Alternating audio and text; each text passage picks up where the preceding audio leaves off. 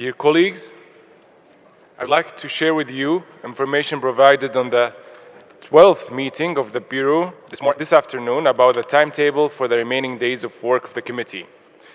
As indicated yesterday at the closure of the meeting, we're going to resume this afternoon to complete the examination of item 11. We will then go through the following item: 12, provisional of the provisional agenda, provisional guidelines; 15, with the presentation of the outcomes of the budget working group and the related recommended draft decisions. Furthermore, on Sunday morning, we will examine our last agenda item, 16, other businesses; 17, election of Bureau of the 46th session of the committee; 18, provisional agenda of the 46th session; 19, adoption of the report of decisions; 20, closing of the session. Therefore, there will be no session on Monday, 25th of September, as we would have concluded our entire work on Sunday, thanks to your efficiency.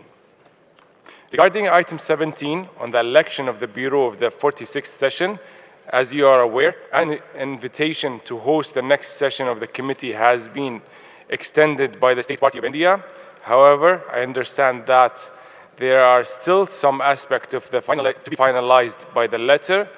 Consequently, the committee might not be in a position to constitute a bureau at this stage. I would like to give the floor to the Director of the World Heritage Center to provide us with some explanations on this matter. Dear Director, you have the floor.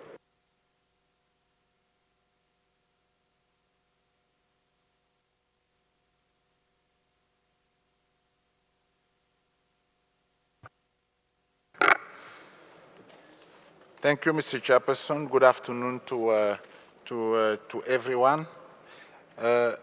Indeed, if the committee is not in a position at this stage to constitute a bureau for its 46th session, there might be a need to postpone the election of the bureau to a 19th extraordinary session, which could be held in conjunction with the 24th session of the General Assembly of State Parties at the end of November 2023.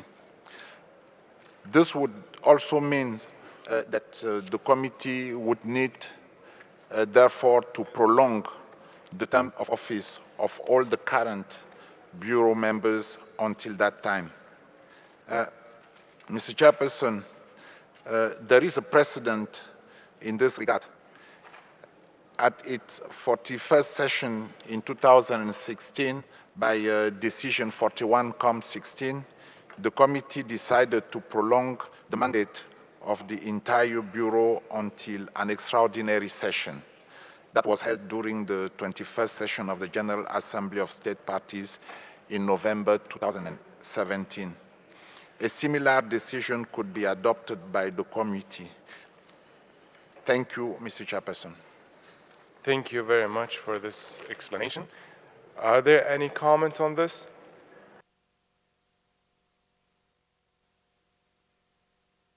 Sultan Oman. Thank you, Mr. Chair. It is a good idea, but we can go to that suggestion if we are not ready. I don't know which region is not ready, but I think we can go ahead if we are ready. But I don't know why you envisage that we are not ready to elect the bureau. Thank you. Thank you very much. India? We did not understand the question of the learned delegate from Oman. Can you please help us understand it? Thank you. I'll pass the floor to the Director of the World Center to explain the procedure in this matter. Thank you, Mr. Chairperson. I think what you have explained concerns item 17, and you reminded the committee members on the invitation extended by the State Party of India to host the next, the expression of interest of India to host the next session. So what we said is that there are still some aspects to be finalized regarding it, which means that this committee might not be in a position to, at this stage, to elect a new chairperson and to constitute a bureau. So the best thing we are suggesting as Secretariat is, of course, to prolong the mandate of this bureau until the next, for an extraordinary session which will take place after the General Assembly. So I hope it is much more clear. Thank you. Thank you very much. Are there any more comments on this? So now we will move to our work. And as you remember, we have started yesterday afternoon the examination of agenda item 11, which concerns the follow-up to recommendations of evaluations and audits on working methods. The relevant document for this item is document 45.com-11.rev. We heard the report of the two chairpersons of two subgroups of the ad hoc working group, Ms. Yara Al-Ghafri, Oman, and Ms. Chiara Franco, Italy, and started the discussion. Before we resume and examine the draft decisions, are there any comments or interventions on this agenda item?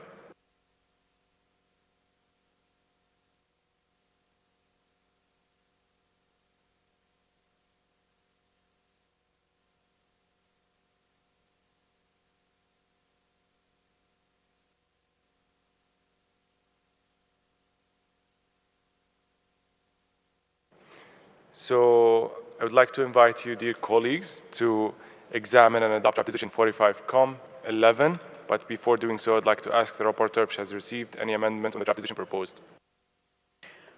Thank you, Mr. Chair. We have received several amendments for this. The first original amendment was from the distinguished delegation of Saudi Arabia, for which yesterday from the floor we received confirmation from all the other committee members. So all the committee members are shown on screen. Besides that, we also received amendments from St. Vincent and the Grenadines for specific points from Belgium and from India. So we are showing on screen the original amendment by Saudi Arabia, and in gray you will see, the other amendments by other committee members. I'll start with para 2. Expresses its appreciation to the ad hoc working group for its efforts, and that's the amendment by Saudi Arabia and other committee members. And St. Vincent and the Grenadines would, along with Mexico, would like to retain the text and takes note of its recommendations. Moving to para 3. Recalling decisions 40.11, what you see in gray has been suggested by St. Vincent and the Grenadines. 42.12a, 43.8, 43.12, 44.8, 44.11, and 44.12 adopted at its 40th Istanbul/UNESCO 2016, 42nd Manama 2018, 43rd Baku 2019, and extended 44th Fuzu Online 2021 sessions respectively. So it's just additions of more decisions suggested by St. Vincent and Grenadines and supported by Mexico and Belgium. Para 4. Taking into account the heavy budget constraints of the World Heritage Fund and the need for an effective management of the increasing size of the list and the call for a more balanced World Heritage List. Here the amendment from India has suggested to add considering the aspirations of the Global South. Para 5. Also taking note of the global strategy adopted by the World Heritage Committee at its 18th session, Phuket 1994, to provide a broad framework for an analysis and action program to reduce the gap in regional representation to achieve a balanced and credible World Heritage List. Here, India has suggested to add considering the aspirations of the Global South. Para 6. decides to create an open-ended working group of the states parties to the convention and transfer the mandate of the ad hoc working group to it and allow the state parties to the convention to contribute to the creative discussions to, again, there's an addition by India, continue contributing to the discussions in order. Point A, consider the necessary improvement aiming at reducing the gap of the representation of states parties on the World Heritage List and enhancing the balance of the list. B,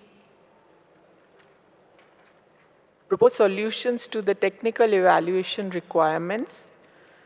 There is an addition by St. Vincent and the Grenadines and Mexico to add for the nominations, including improving capacity building activities. C, propose sustainable solutions to the financial requirements of the nomination process to implement the above, including the preliminary assessment. D, there is an addition by Belgium. Consider the mandate and working methods for an extension of this open-ended working group of the World Heritage Committee with a view to starting a fundamental reflection on the operation of the World Heritage Convention. India has suggested to delete beyond the 46th session. E, there is an amendment by India to delete the earlier one that says continue dialogue regarding feasible procedures related to Article 11.3 of the World Heritage Convention. Instead of that, consider the aspirations of the Global South for increased representation on the World Heritage List, capacity building, and training programs. F, G, and H added by India. Seek ways to reduce the cost of evaluation per dossier. Consider human resources issues of the World Heritage Center in lieu of the increased representation on the World Heritage List, and seeks ways to improve it by generation of additional funding. H, consider increasing funding to the advisory bodies to be able to cope up with increased demand and to explore ways to increase participation of national chapters of the advisory bodies into the evaluation process. Para 7 further decides that the open-ended working group shall work in consultation with the World Heritage Center, advisory bodies, and as appropriate relevant stakeholders, and submit its report and recommendations to the 46th session of the committee.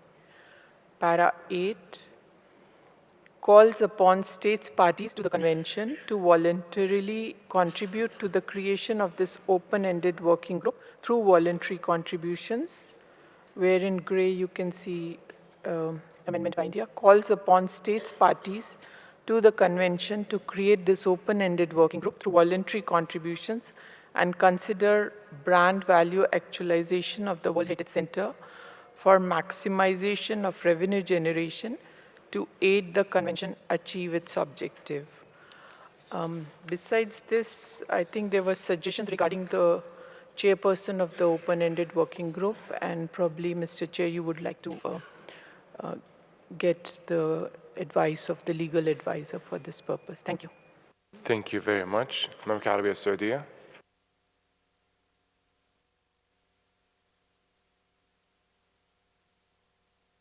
Assalamu alaikum warahmatullah. I would like to clarify something, so I have a small speech, short speech, which I'd like to say it just before we continue our discussion, if you allow me, Mr. Chair.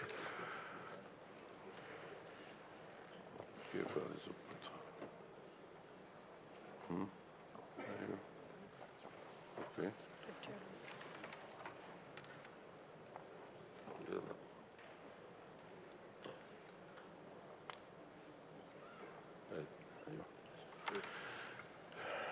Dear Chair, esteemed members of the World Heritage Committee, Saudi Arabia would like to express its gratitude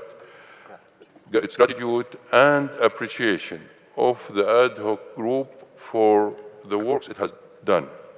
And according to the advice of the esteemed committee members, they would like to assure that all the mandate of the ad hoc group will be taken by the proposed open group. However, there is still a need to improve the balance and reduce the underrepresentation of the state parties in the World Heritage List. We expect that there are a new contribution and updates that will help overcome the technical and financial obstacles. We expect that the creation of an open-ended working group will help resolve the above-mentioned obstacles in accordance with the mandate of the previous ad hoc working group, which we will transfer to the proposed open working group. We thank the esteemed members of the committee for their support of this amendment, which we believe will benefit all state parties to the convention. Thank you very much, Mr. Chair. Shukran jazilan. I'd like to ask the rapporteur to let us know what kind of intervention from the legal advisor she wants to hear about the chairperson of the working group. Mr. Chair, there was a proposal by several committee members to propose the name of the chairperson for the open-ended working group. I believe there is a process that is followed for this purpose, and probably the legal advisor may clarify that. Thank you very much. Legal advisor. Thank you, Mr. Chairperson. From what I've understood, yesterday several members of the committee had proposed and had welcomed the proposal that Saudi Arabia chair the open-ended working group. However, I don't see that any amendment to the draft decision 11 has been proposed regarding the chairmanship of the open-ended working group. I also understand that this open-ended working group, which would be composed of states parties other than members of the committee in other states parties that are not members of the committee, would participate in this open-ended working group. To that extent, this open-ended working group could be considered to be a consultative body under Rule 20 of the Rules of Procedure of the World Heritage Committee. Under Rule 20.4, it is said that each consultative body shall elect its chairperson and, if necessary, the rapporteur. In accordance with the rule, it would be normal procedure for the open-ended working group to elect its chairperson. I also understand that this has been the practice for other open-ended working groups and ad hoc working groups to elect its own chair. However, nothing would prevent the committee from welcoming the proposal of taking note and welcoming the proposal that Saudi Arabia chaired the open-ended working group. Thank you. Thank you very much for the clarification. So, if there are no more comments, Qatar? مرحبا سيد الرئيس. Je voudrais ajouter, si on peut ajouter une paragraphe en disant que le comité prend note que l'Arabie saoudite sera le président de ce comité lors de première réunion de Working Group, s'il n'y a pas d'injonction de conseiller juridique. Merci.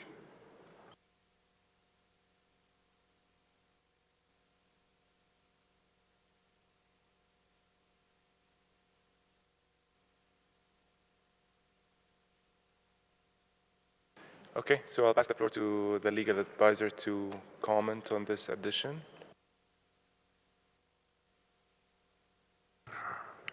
Thank you, Mr. Chairperson. According to the rules, again, it would be for the open-ended working group to decide on the chair. Although it is not specified in the rules for consultative bodies and subsidiary bodies, the chair is normally a person coming from a state party. So it would be, of course, possible for the committee to take note of the interest of Saudi Arabia, to welcome the proposal that Saudi Arabia chair the open-ended working group, on the understanding that the open-ended working group will designate a person from Saudi Arabia to chair the group. Thank you, Mr. Chairperson. Thank you very much. So, Qatar, does this reflect your intervention?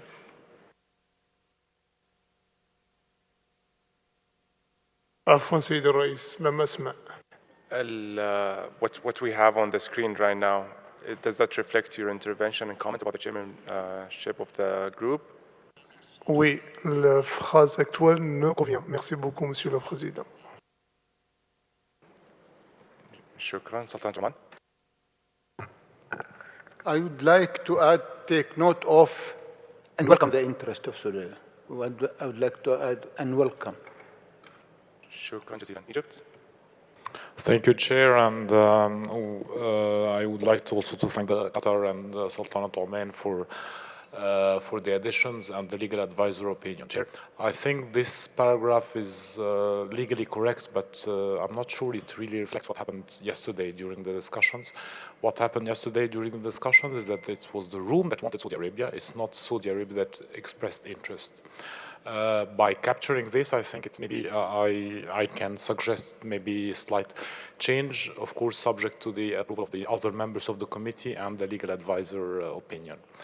Then it would be takes note of the committee consensus in favor of Saudi Arabia assuming the chairmanship of the open-ended working group.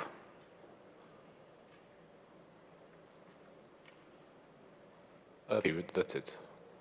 Thank you, Chair. Thank you very much. India?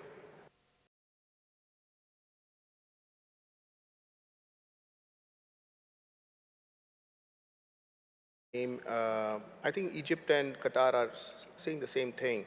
They would not disagree with each other. So we would like to add our names to the final draft along with Egypt and Qatar both. Thank you. Thank you very much. So I see no more interventions. I therefore invite you to examine the draft decision paragraph by paragraph.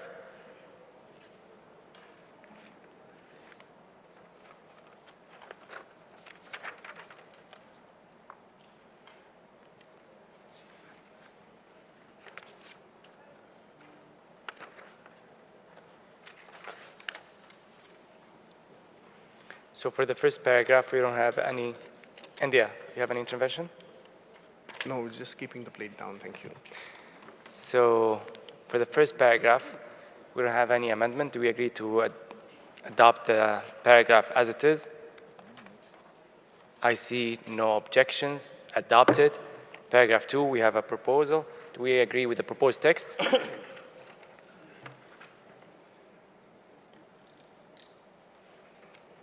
I see no objections. Adopted as amended. Paragraph 3, we have a proposed text. Do we agree with this proposal?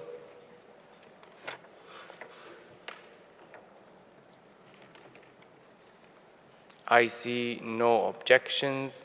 Adopted as amended. Paragraph 4, we have a proposed text. Do we agree with this proposal?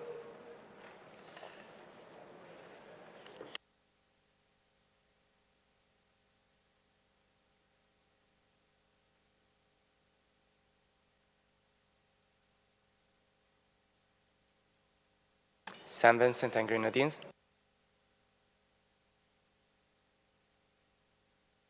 Thank you, Mr. Chair.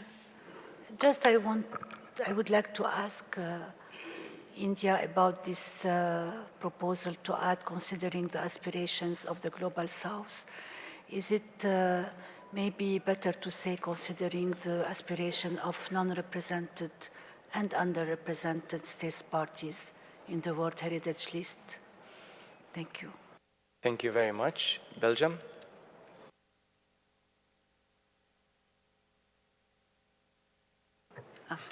Thank you very much, Mr. Chairman. I would like to echo what the distinguished representative of St. Vincent and Grenadines just said. So replacing the Indian proposal by non-represented and underrepresented state parties on the World Heritage List. And we may also add underrepresented regions if some would like to see that also. Thank you. Thank you very much. Mexico. Gracias, señor presidente. Solo para respaldar la propuesta de San Vicente y las Granadinas. Thank you very much. Greece? Thank you very much, Chair. We would also like to echo what was already mentioned by the distinguished delegate of Belgium, and we would rather prefer a more general wording in the line of considering the aspirations of non-represented or underrepresented countries and regions, as already mentioned. Thank you. Thank you very much. South Africa? Thank you very much, Chair. Good morning to you and distinguished delegates. We agree with the addition from St. Vincent and Grenadines, and we would like to add our name to it. Thank you. Thank you very much. Argentina? Queremos sumarnos a la propuesta de San Vicente y Grenadines. Muchas gracias. Thank you very much. Bulgaria? Monsieur le Président, la Bulgarie aussi voudrait suivre la proposition de Saint-Vincent des Grenadines avec la formule plus générale. Merci. Thank you very much. Japan? Thank you, Chair. Japan would also like to echo what the distinguished delegate of St. Vincent and Grenadines has presented. I think the issue of this underrepresentatedness should be addressed. Thank you. Thank you very much. Italy? Thank you, Mr. Chairperson. We would also like to support the proposal by St. Vincent in line with the spirit of the paragraph itself. Thank you. Thank you very much. Rwanda? Merci, Monsieur le Président. Je vous demande d'ajouter notre nom ici sur la proposition faite par Saint-Vincent et les Grenadines. Thank you very much. Qatar? Shukran, Saïd Raïs. Nous voulons ajouter l'État du Qatar avec les États soutiennent la proposition de Saint-Vincent et Grenadines. Shukran. Thank you very much. Oman? شكرا سيد الرئيس. ندعم التعديل الأخير في هذا القرار. شكرا. شكرا جزيلا. Ethiopia? Ethiopia would like to be included in the amendment made by St. Vincent and Grenadines. Thank you. Thank you very much. I would like to go back to India. India, are you okay with this newly proposed text? No, we are not. And Mr. Chair, a question was asked to India by the distinguished representative of St. Vincent and the Grenadines. At that point in time, I was expecting to respond. She asked, what is the rationale behind it? I was not given an opportunity to answer to that rationale, and we have had this result, what has appeared on the screen. Now, what is the rationale behind the Global South? See, the World Heritage Convention is facing a resource crunch, which we have been hearing time and time again. In the United Nations, there is a South-South cooperation fund available for which India has also contributed $150 million. I'm sure all the ambassadors and representatives of St. Vincent and the Grenadines, Belgium, Mexico, Greece, South Africa, Argentina, Bulgaria, Japan, Italy, Rwanda, Qatar, Oman, and Ethiopia are aware of that. I'm sure everyone is aware of the South-South cooperation, that the Global South, there's actually a fund there and UNESCO benefits from it. In fact, if you see the voluntary contributions of member states, as well as regular contributions for the regular program, in addition to that, India also contributed $4 million for various African countries, including SIDS. Now, the reason was, considering the aspiration of the Global South, was that in future I wanted to keep the door open for getting additional funding for the WHC. That was rationale part number A. Part number B, Excellency, is we are seeing this term called underrepresentation, non-representation being used quite often. But this term is not a WHC term. It has not been defined. Where has this term been defined? It has been defined in UNESCO with respect to the HRM, the human resource sector, wherein certain countries, nationals, are underrepresented. And the list has been made on a scientific basis on which the membership is considered as a parameter, the annual contributions are considered as a parameter, the demography of the country, how much population it has, that is considered as a parameter. and then you have underrepresentation and non-representation mentioned there. What has happened is, we have picked it up from there, put it in WHC, without even defining it. I feel this exercise of mentioning it like this appears good on paper, but actually does harm to the convention. Now, no one is against a country that does not have any sites on the World Heritage List to have more of its sites. But that should not deny the other countries from having their sites. If you understand the complex of India, I have 1.4 billion people, 10,000-year-old civilization, 30 provinces.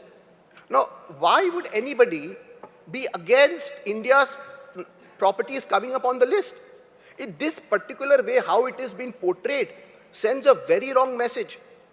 My humble request is the open-ended working group is being founded for this reason.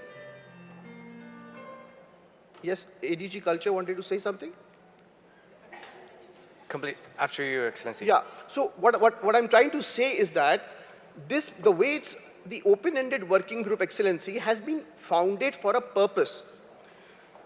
Considering the aspiration of the Global South does not mean that we are going to rule right today and suddenly the nominations are going to start immediately. Let us be open-minded. The open-ended working group does cover this.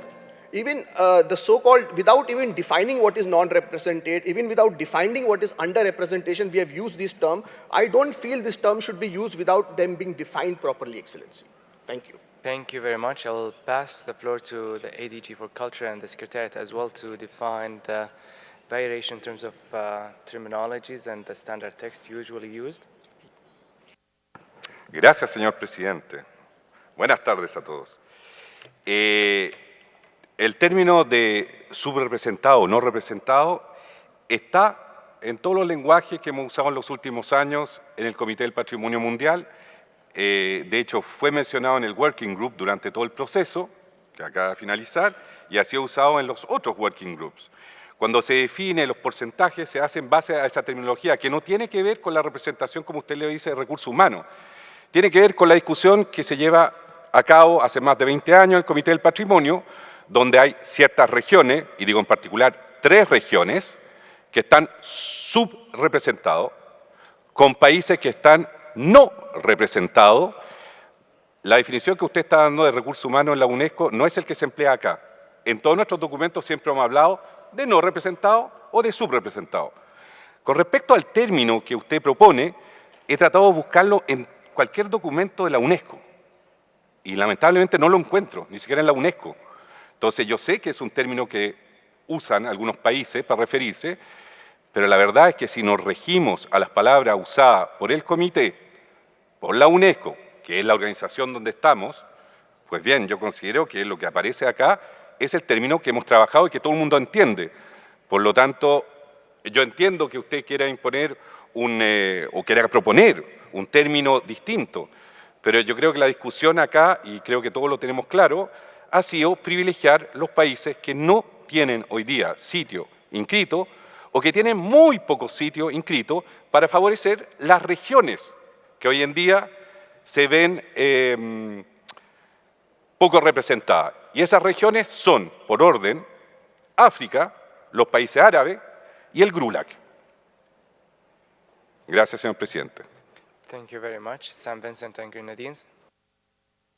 Thank you, Mr. Chair. I think ADG Ottoni answered very well on the comments made by Ambassador of India. When I heard him, I heard the President of the FA Commission speaking about underrepresented and non-represented.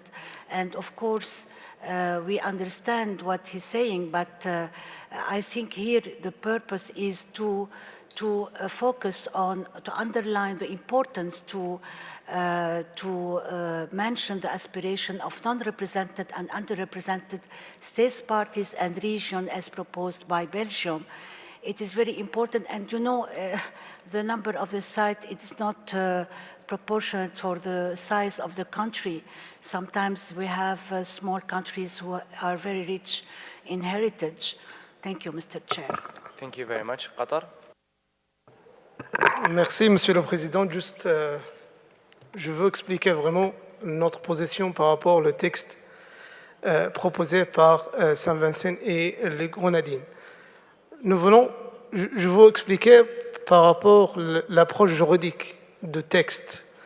N'importe quel texte soit fondé par des termes juridiques très clairs et par des définitions par lesquelles nous décidons pour un besoin. Le besoin qui a fondé ce texte, c'est la situation de nos et ceux représentés des sites sur la liste. Donc, à mon avis, avec le grand respect de Excellency l'ambassadeur de l'Inde, que le terme principal de ce texte est le nom et ceux représentés sur la liste. C'est pour ça, nous soutenons vraiment la proposition Saint-Vincent et les Grenadines et des autres États membres. Merci, Monsieur le Président. Thank you very much. India? Thank you, Chair. I thank the ADG Culture for letting us know from the past 20 years you have been using this particular terminology. But can you please show me a document where it is defined and the definition has been accepted? The distinguished delegate of St. Vincent and the Grenadines made a reference to the FA Commission. The point is, in the HR sector, these terms are very clearly defined. Now, instead of non-representation, you can have a word, countries having no sites. So they will be clear. My contention is, if you are, or countries having less sites. But when you are using the term of UNESCO, non-representation and under-representation, which have been defined, but those parameters are not considered. In the HR sector, there have been certain parameters which have been considered. There has been a definition which has been accepted. And that terminology is being used. Now, in the World Heritage Convention, just because something has been used for 20 years without really defining it, you have just captured one terminology from the HR sector and brought it here, and justifying that, my contention is it is not being defined, although it is being used, but it is not defined. Hence, I will request there are two ways to go about it. Number one, let us have it as a mandate of the working group to have the term defined, and then we can bring in various parameters in which countries having no sites, countries having less sites are parameter A. B, contributions, because everything works on contributions. Contributions made by the member states. C, membership of the member state. And D, the demographic distribution. The United Nations system, the UN system of which UNESCO is a part, and this program is being telecast worldwide, I'm sure everybody knows that the United Nations system uses a terminology with certain parameters. It is my position, and I'm very confident of that position, that we are using that terminology, we are just copy-pasting it without having defined nor utilizing those original parameters. So if member states want to really say that, oh, we know what it means, then let us have the wording what it means. So instead of non-represented, you can replace it with members having no sites. And for underrepresented, you can say member states having less sites. That would be a terminology which will be non-controversial. Thank you. Thank you very much. I will pass the floor to the Director of the World Heritage Center for some explanations and elaboration on the terminologies used. Thank you, Mr. Chairperson. I just wanted to maybe share with you that almost 30 years ago, and it was in 1994, the World Heritage Committee decided to launch a global strategy. And this global strategy was for a representative, balanced, and credible World Heritage List. And the aim at that time in 1994 was, of course, to ensure that the list reflect the world's cultural and natural diversity. And it was done simply because already at that time, the World Heritage Committee had observed that the list was already a list which where there was a lack in terms of geographical representativity of it. So it wanted it at the same time balanced and representative because of the fact that there was already underrepresentation observed. So since that time, the World Heritage Committee has continued to set some objectives.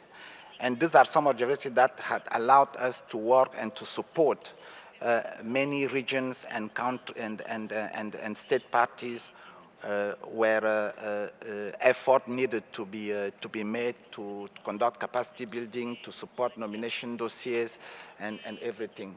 And so we have been working in this framework with this understanding of this terminology. Thank you, Mr. Chairperson. Thank you very much. I'll pass the floor to the DG for Culture. Only to complement, I was revising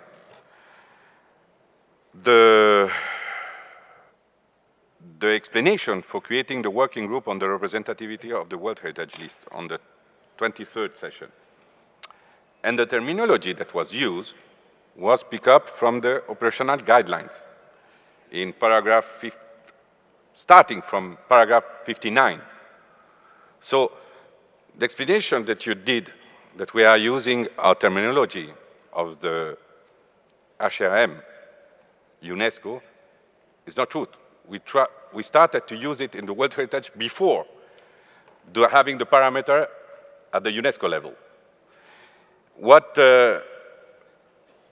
Yes, we can start to define everything you want, but I believe that even if you say that we are talking about something that we have been talking about 30 years, in the room everybody knows what is the aims of the committee and has been in the last 30 years to try to balance the list.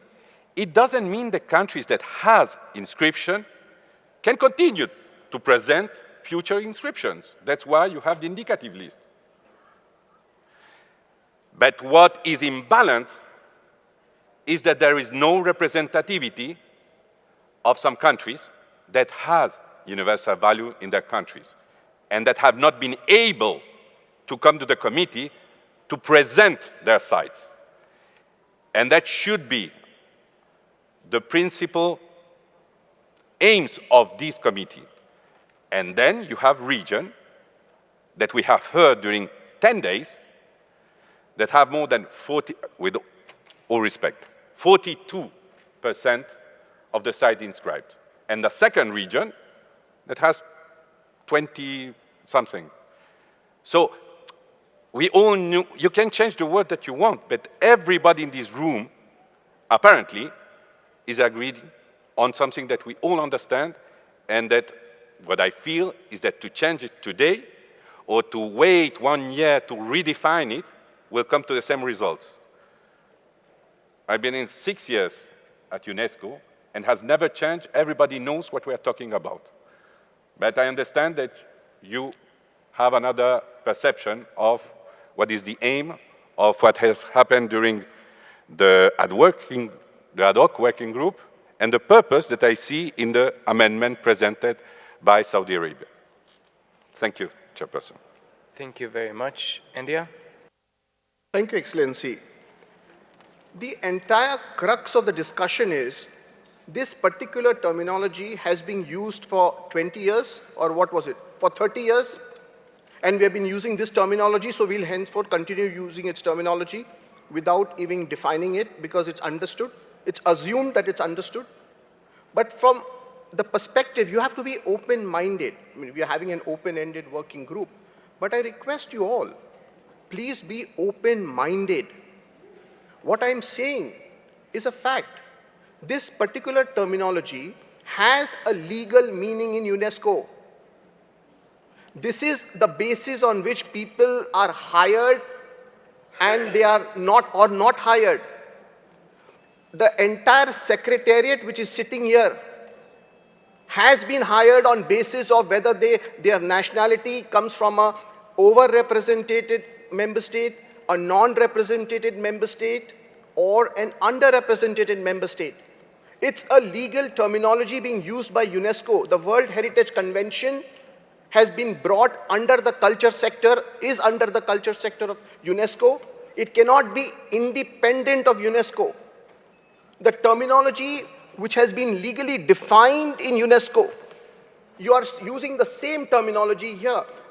And the clarification is, well, we have been using it for 30 years, nobody said anything, so let's continue using it. No, these are legal terms. If today someone has raised a view about it, make note of the view. If at all there is a divergence between the understanding in WHC and the understanding in UNESCO, let's take a step towards bringing the divergence back together. We are all on the same side.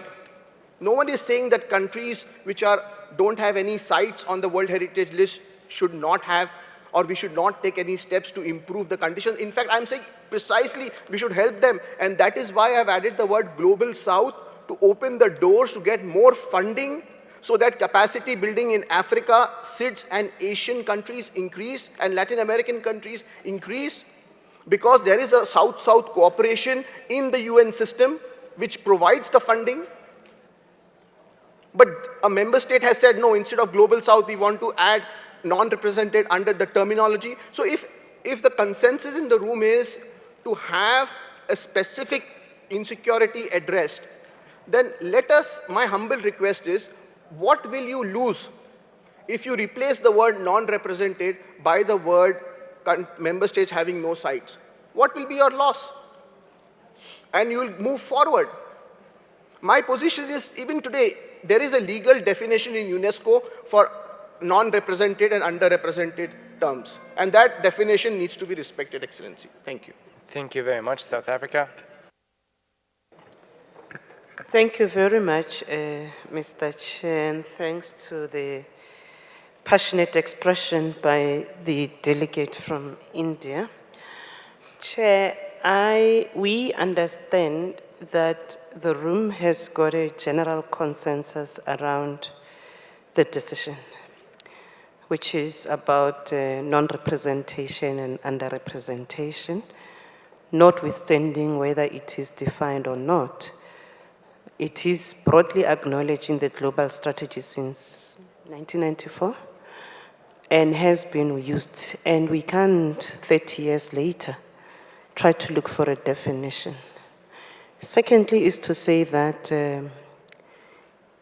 the issue of the Global South itself does not necessarily find expression in the global strategy either. And our understanding even of the word Global South excludes small islands and developing states also, and therefore will not be inclusive of what we are trying to achieve in respect of ensuring broader representation and representativity, especially for those state parties that don't necessarily have sites on the World Heritage List. We understand that the room has reached a consensus, Chair, and we would like to propose that we move from this paragraph. Thank you. Thank you very much.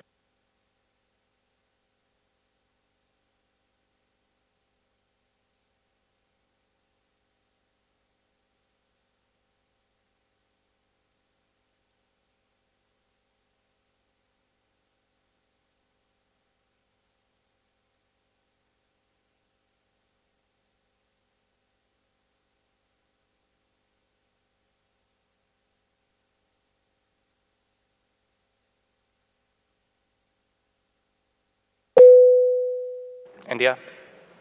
Thank you, Excellency. I do agree with the views expressed by the delegate of South Africa. But I want the legal advisor to take the guidance of the legal advisor, because this is a point we are very strongly believe that it has been used for 30 years but not defined. There is a divergence of definition between UNESCO and WHC. can my point be captured in some manner? Is there can we capture it as a note somewhere, or can we capture it as a footnote so that my views are also captured? I may be in the minority, but that does not mean that I will be forced to change my views. For consensus, I will agree. Although I do not agree with the delegate of South Africa when she said that small islands are not part of the global South, India, through the South-South Cooperation Initiative, through the UN, funded a UNESCO program for a SIDS in the Pacific for up to $1 million. And this fact is well known in the PACS sector of UNESCO. So moving forward, we are willing to have our amendment deleted, but I want to find if there is a way that my views can be captured. Thank you. Thank you very much, Your Excellency. So I see no more interventions. Do we have? Qatar. شكرا سيد الرئيس.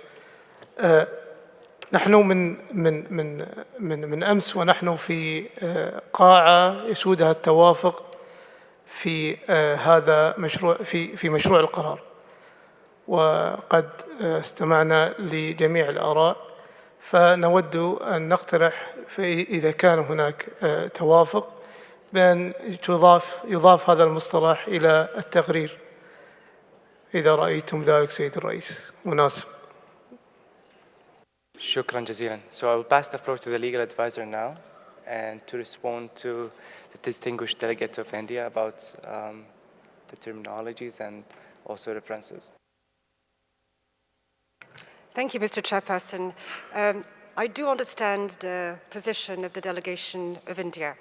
However, the term underrepresentation has been used both by the committee and by the General Assembly in particular at its 12th ordinary session in decisions. I would hope that when the General Assembly and the World Heritage Committee used the term underrepresented, it knew exactly what it was talking about. It is, at the end of the day, for the World Heritage Committee and for the General Assembly to interpret its decisions, to facilitate the implementation. As regards the views of the delegation of India on this draft decision, the normal practice has been that views which are given by specific members of the committee could be recorded and recalled in the oral report. Thank you, Mr. Chairperson. Thank you very much. So given that we have a consensus in the room and about the proposed amendment by St. Vincent and Grenadines, and also maybe taking into considerations India's point of view on this, maybe we can include it in the summary report. India? Thank you, Excellency. I thank the legal advisor for letting us know. Please let my view be known. And my view is the following.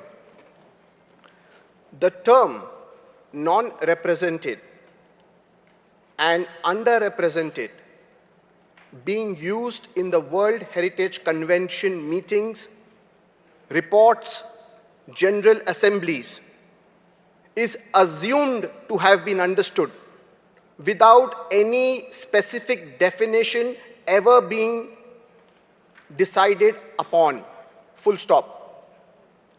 It is my view that the term non-represented and underrepresented being used by UNESCO is a legal terminology which impacts the HR strategy of UNESCO. There is a divergence of the parameters between the term non-represented and underrepresented being used by UNESCO and the parameters for these two terms being used by the World Heritage Convention. I have requested and aired my views on this divergence. ADG Culture has mentioned his views. Director WHC has also mentioned his views.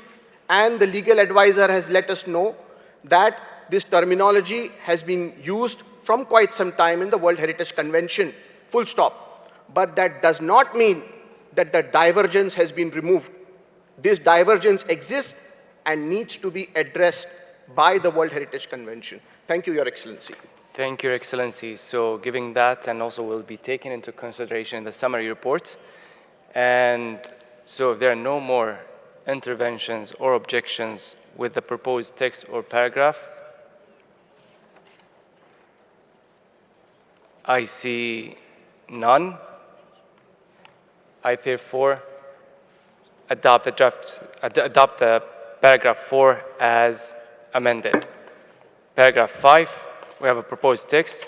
Do we agree with this proposal? India? Excellency, based on what was mentioned in para 4, I guess the same views will exist for para 5 also.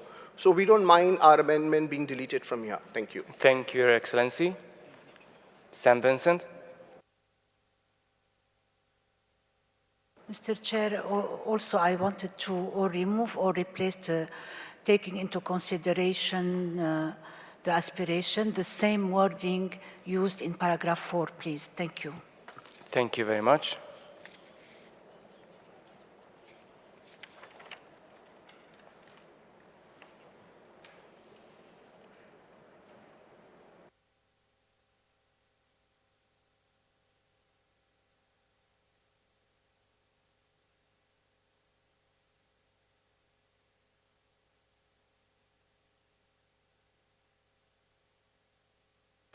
So do we all agree with this proposed paragraph?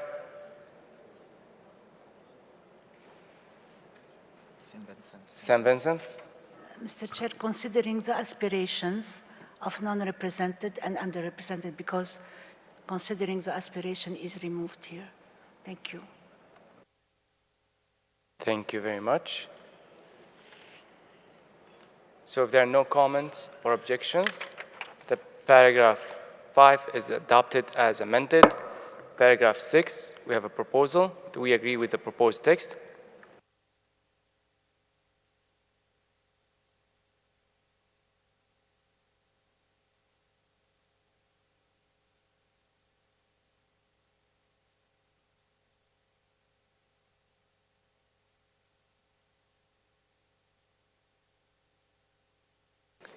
With the proposed paragraph and amendments by India, I would like to pass the floor to the rapporteur to clarify something.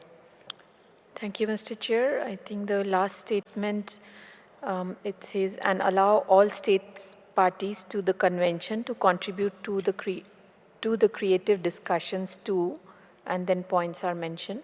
And India has suggested instead of this phrase, instead of that, to use continue contributing to the discussions in order to. I think there's not much difference between the two except the addition of the term creative to the discussions.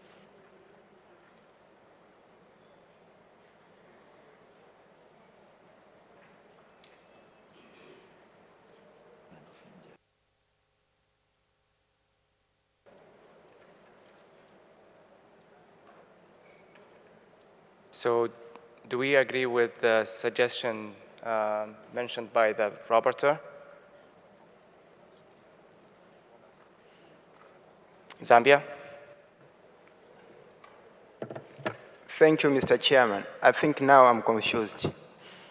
A contribution for me or for us in Zambia is a contribution.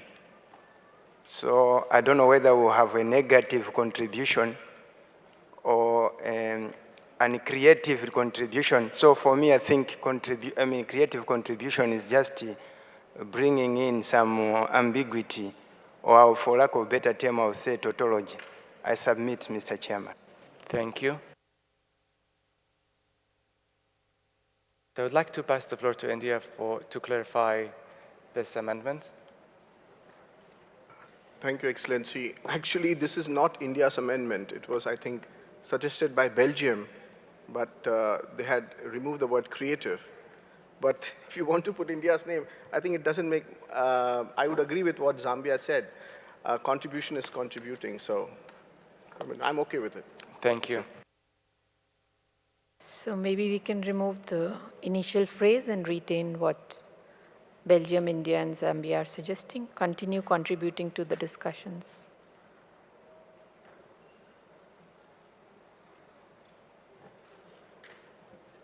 Thank you. So, are we all, Mamlaka Arabia Saudiya? We still prefer creative discussions since India and Zambia would like to keep it as it is. So we prefer creative discussions.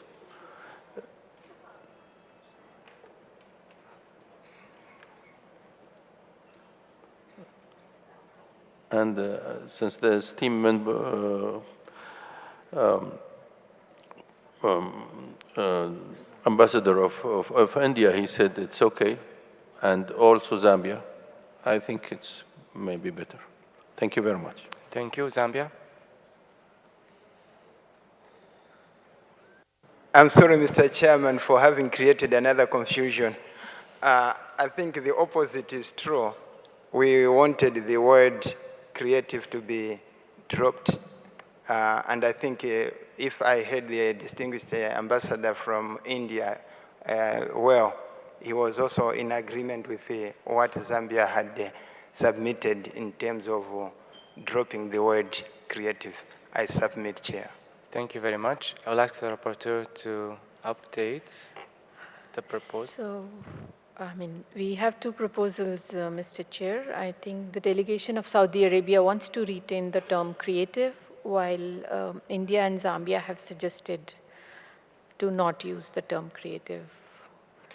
Mamlaka Arabia Saudiya, are you okay with deleting? It's okay. It's okay. Thank you very much, Mr. Okay. Chair. Thank you.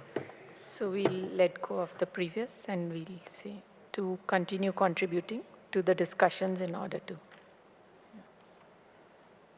Thank you very much. So now, with this new updated text and proposal, do we all agree with it?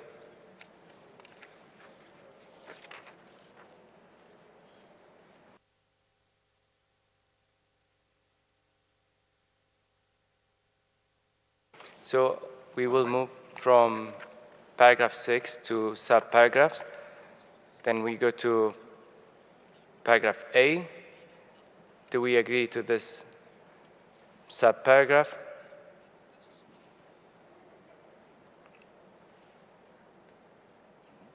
I see no objections. Paragraph B.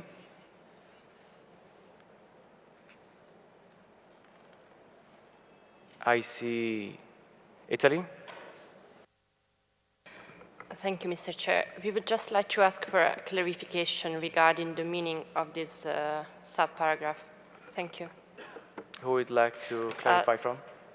To the proponent, I think that was in the original amendment submitted by the Kingdom of Saudi Arabia, if I'm not mistaken, and maybe also from the Secretariat. Thank you. I'll pass the floor first to Saudi Arabia.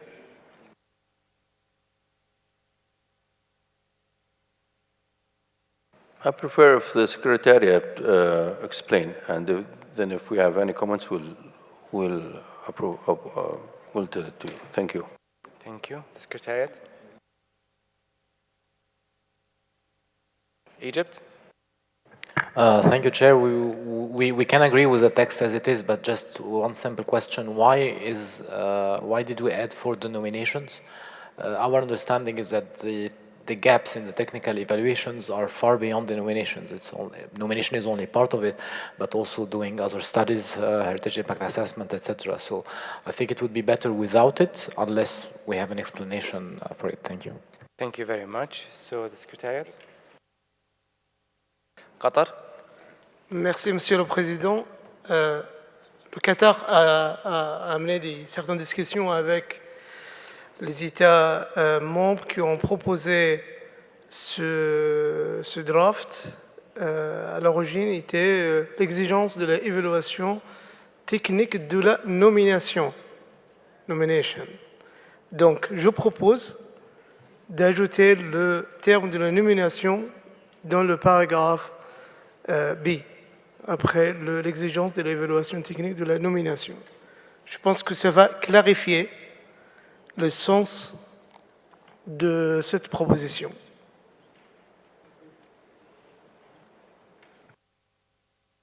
Thank you very much.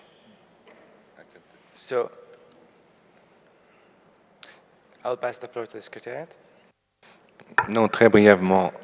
Normalement, le secrétariat n'explique pas des amendements des États membres, parce que c'est les États membres qui l'ont proposé. Cependant, puisqu'on est là, on peut vous aider un peu. Je ne sais pas quel était l'esprit de l'amendement présenté. On comprend le texte. Mais effectivement, Technical Evaluation, ce n'est pas, comme vous le savez, seulement lors des nominations. Donc c'est un sujet qui est plus large.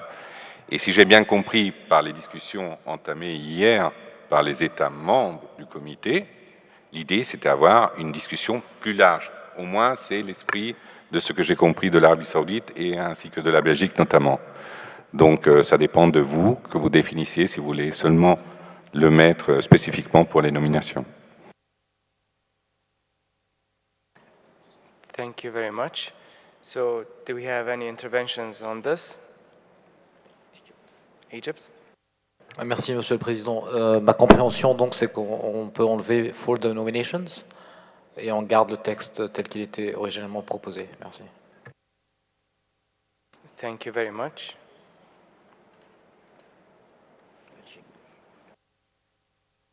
Belgium? Yes, thank you, Chair. We are also in favor of deleting for the nomination because it's wider. Thank you. Thank you very much. So do we have any other comments?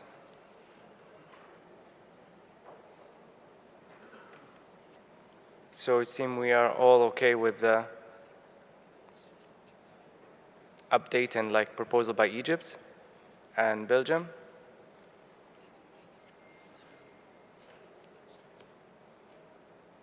So I see no objections. Then we move to paragraph C.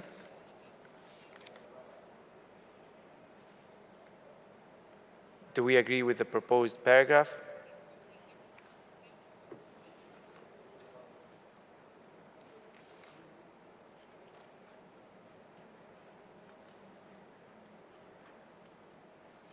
So I see no objections. Then we move to the following paragraph, D. We have a proposed text. Do we agree to this subparagraph?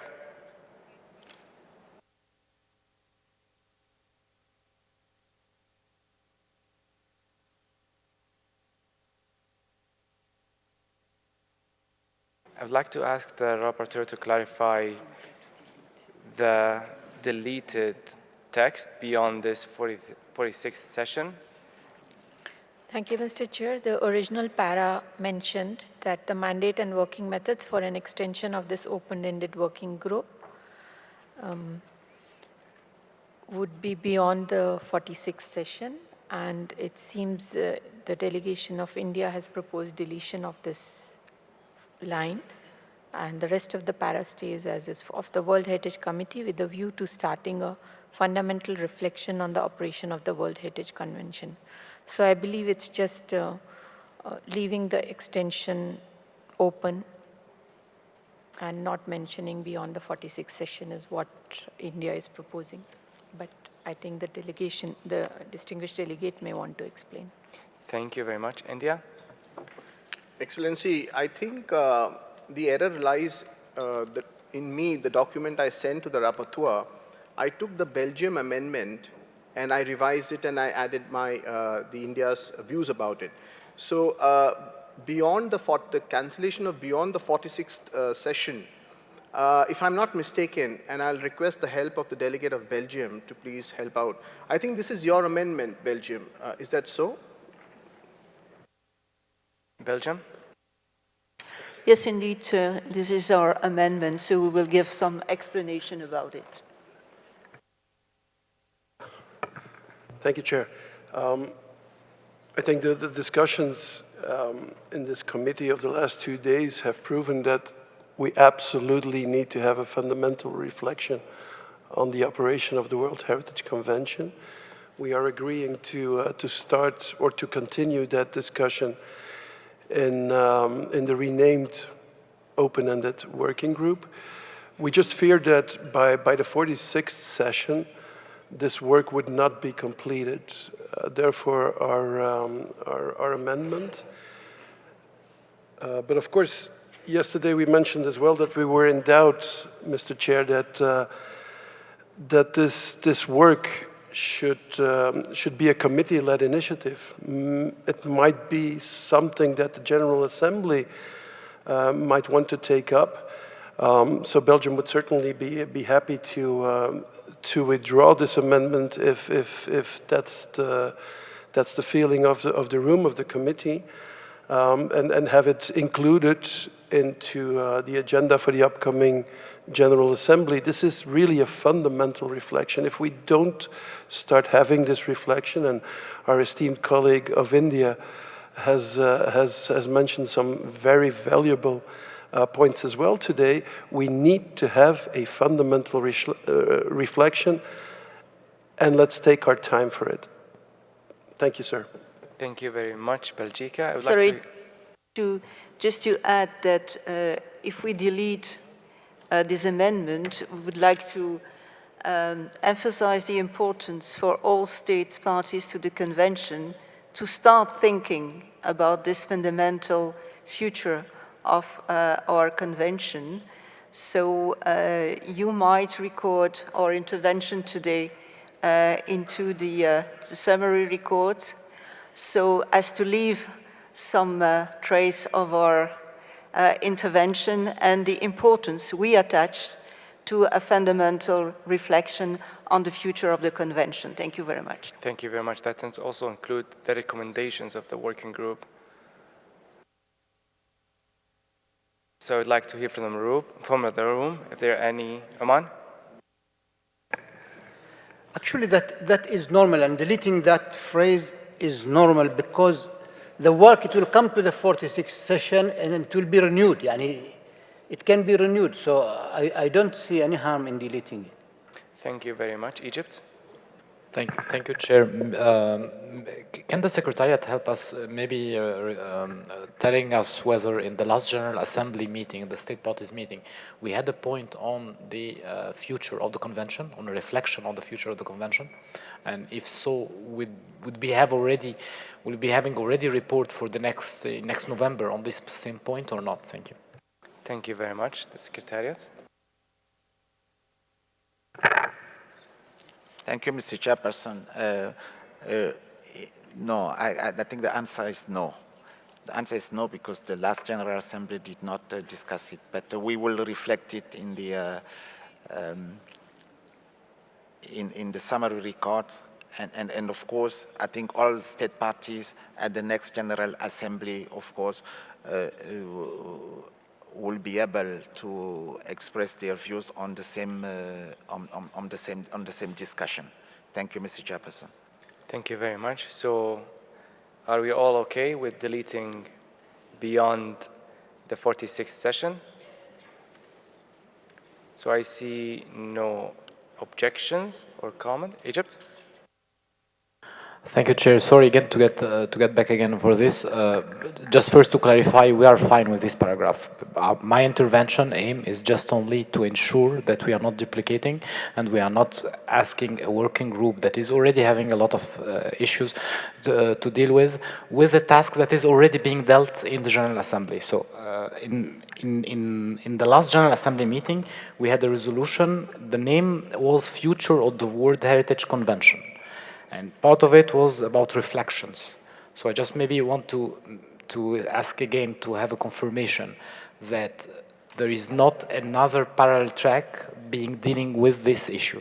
If so, then I think I would propose Belgium maybe to consider withdrawing it and focus more on the already existing track. If, however, the room is in favor of having this here, we are fine also with it. Thank you. Thank you very much. So let's hear from the Secretariat first.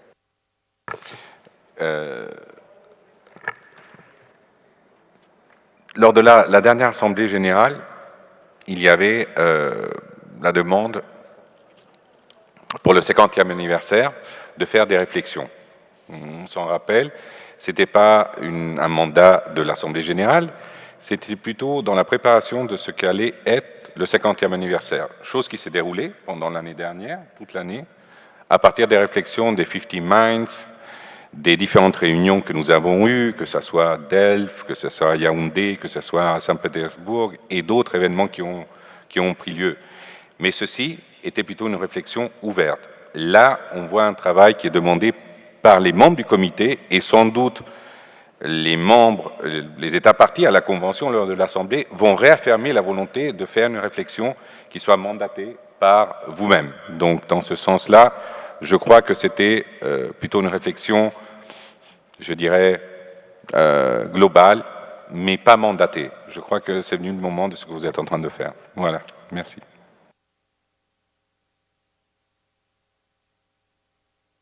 Thank you. Egypt, do you agree with this? It's fine with us, thank you. Thank you very much. Belgium, any comments? Thank you, Chair.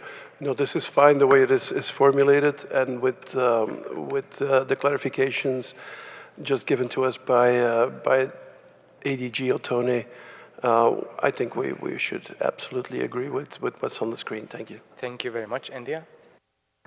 Thank you, Chair. I just want a correction that this has not been suggested by India, so please remove the word India from there.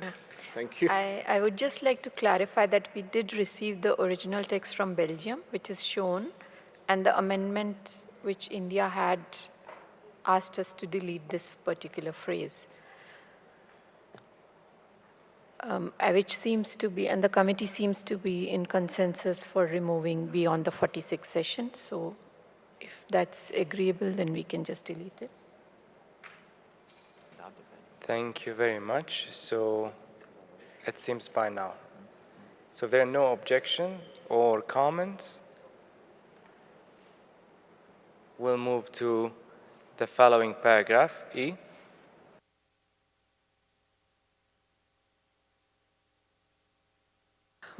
Maybe we can replace it with what has been agreed by the committee for the non-represented and underrepresented. Yes, please.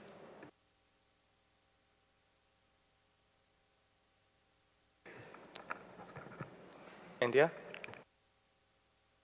Thank you, Chair. In light of the views expressed in this committee today on India's views, we would like to withdraw our amendments seeking to have increased representation on the WH list, capacity building, training program, seeking ways to reduce the cost of evaluation per dossier, considering human resources issue of the WHC, trying to improve its funding, and consider increased funding to the advisory bodies. I think we would like to withdraw all our amendments.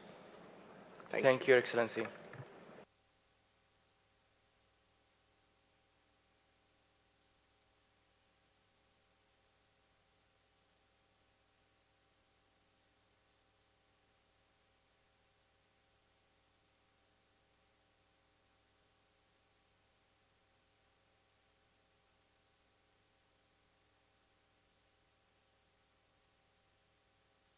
So now, I would like to ask the rapporteur to give us an update about the paragraph 6 now. Paragraph 6, I think we can start from the top. Yeah. Decides to create an open-ended working group of states parties to convention and transfer the mandate of the ad hoc working group to it and allow all state parties to the convention to continue contributing to the discussions in order to, A, is as per the original amendment by Saudi Arabia with no change. B is also as per the original amendment. The term for the nominations is deleted as agreed by the committee. C is also retains the original text of the amendment provided by Saudi Arabia and supported by all other committee members. And D is replaced by the amendment proposed by Belgium. Consider the mandate and working methods for an extension of this open-ended working group of the World Heritage Committee with a view to starting a fundamental reflection on the operation of the World Heritage Convention, which is also agreed by all. E the proposal was to delete point E, and now there is no text in this point, so we can delete it. Thank you very much. South Africa. Thank you, Chairperson. We had in our intervention statement made reference to the fact that 7C be retained, if we can just go up there. So the sentence that has been struck out, we would like it to be retained. Thank you. Yeah. Explore the possibility of using additional service providers. We can retain that as per South Africa's suggestion.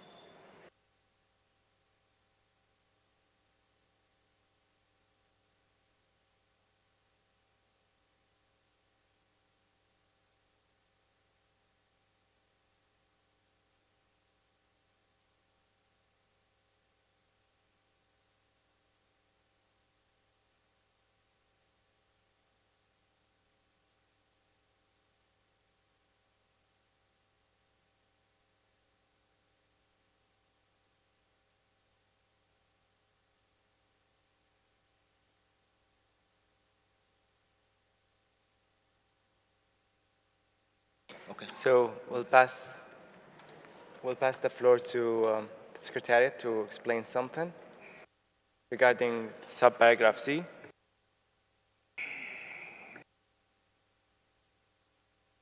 Zambia. Thank you, Chair. I'm sorry for taking the House backward. As a delegation of Zambia, we've taken note of the fact that the delegation of India has proposed the striking of all those paragraphs. My question is, were those paragraphs not tied to the idea of supporting the whole process, or the paragraphs were only tied to the South-South cooperation aspect? I submit, Mr. Chairman. Thank you very much.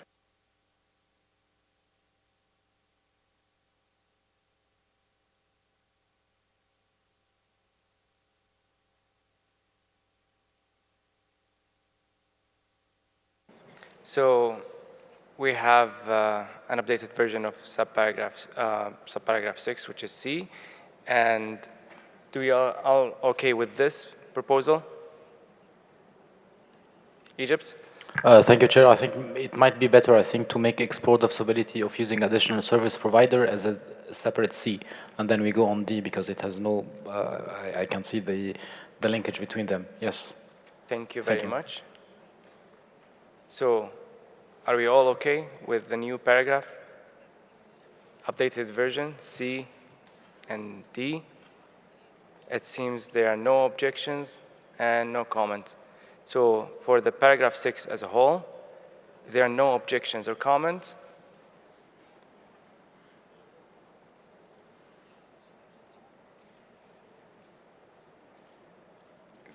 I see that there are no comment or intervention. Therefore, the paragraph is adopted as amended. Paragraph 7, we have a proposed text. Do we agree with this proposal? India? Excellency, thank you for giving me the floor. This is just to respond to the distinguished delegate of Zambia. India had initially mentioned the Global South, and we had given the explanation that there is funding available from the United Nations programs for the South-South cooperation.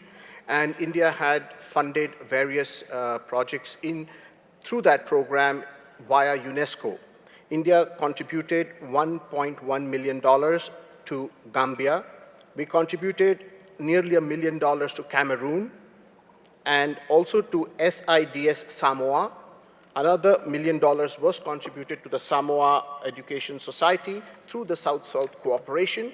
But now, because of the intelligent intervention of certain member states, including St. Vincent and the Grenadines, that gave a beautiful explanation how the Global South is not relevant, we have decided to withdraw the particular amendment that was suggested.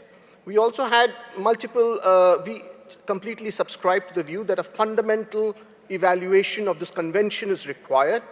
However, we are seeing that the mood in the House is towards a particular movement, so we don't want to come in the way of consensus, and that's why we have thought to might as well withdraw our amendments. Let the view evolve. If our amendments are going to be accepted, then we can bring them again also, Excellency. Thank you. Thank you very much. So for paragraph 7, do we have any comments or objections? I see none. Therefore, the paragraph is adopted as amended. Paragraph 8, we have a proposal.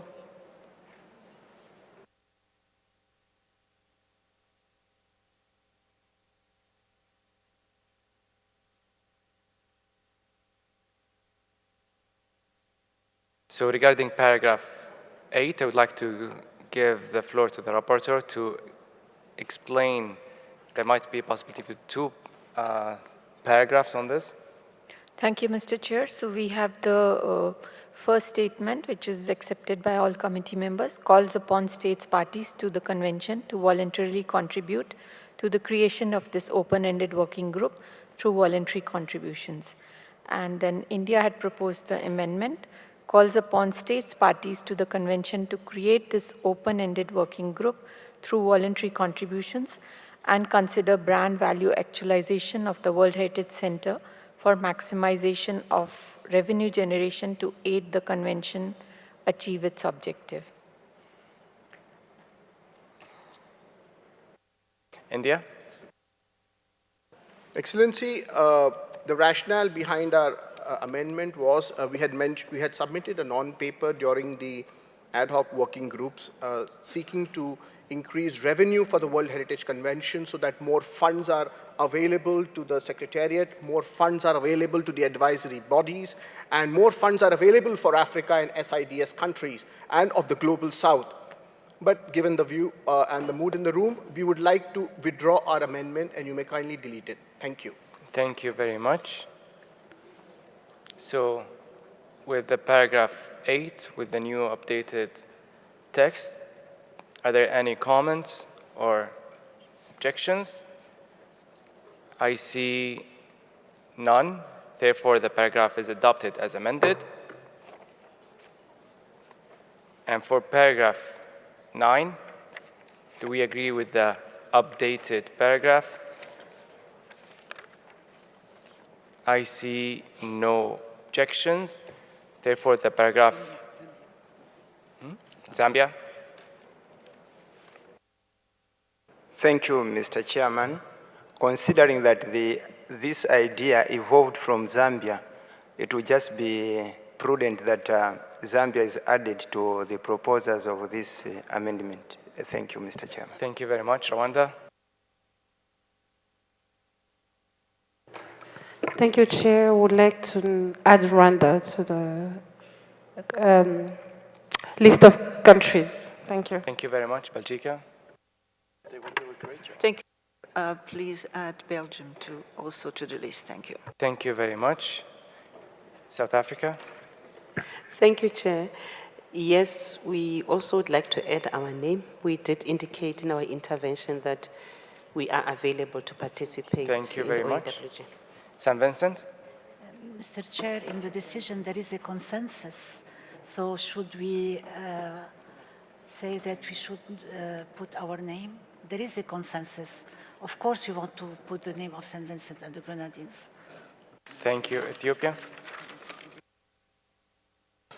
Thank you, Mr. Chair. Yesterday, we have also reflected that we share the idea of the State Party of Saudi Arabia chairing the Opening and Working Committee, so our name to be included there.